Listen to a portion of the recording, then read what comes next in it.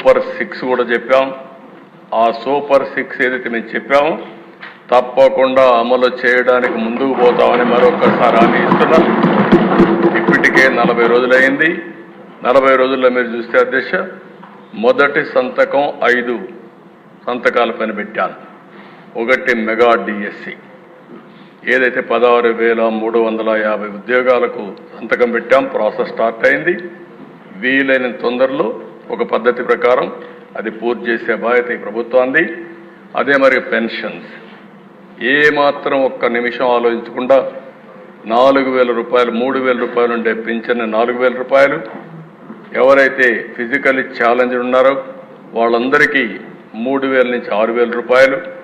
అదే మేరకు ఒకేసారి ప్రతి ఒక్క ఇంటికి అసాధ్యమన్నారు సచివాలయ సిబ్బంది, పని చేయలేరని చెప్పారు. కానీ ఇది సాధ్యమని నిరూపించి ఒకే రోజు పెన్షన్లు ఇచ్చిన ఘనత కూడా ఈ ఎన్డీఏ ప్రభుత్వాన్ని. అది కూడా పూర్తి చేశాం.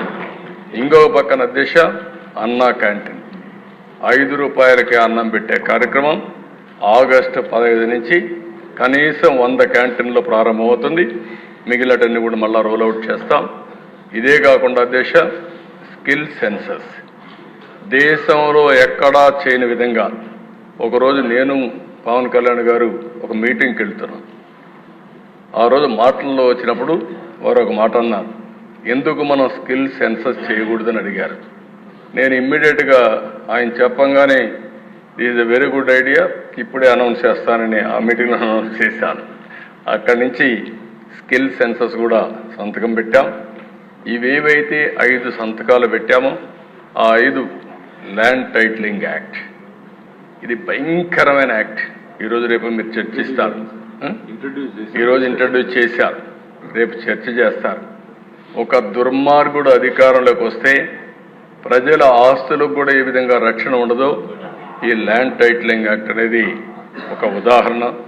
ప్రజల్లో ఆ అపోహలు వచ్చే పరిస్థితికి వచ్చింది.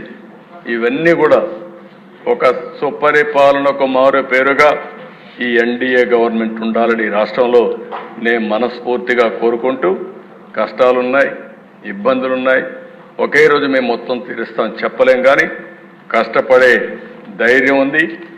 ఈ రాష్ట్రం కోసం పాటుపడే నాయకత్వం నేను కానీ, జనసేన నాయకుడు పవన్ కళ్యాణ్ గారు కానీ, బీజేపీ కానీ పనిచేసి మీరు చూపించిన అభిమానానికి తిరిగి మీ రుణం తీర్చుకుంటామని మరొక్కసారి ప్రజలకు అందరికీ హామీ ఇస్తూ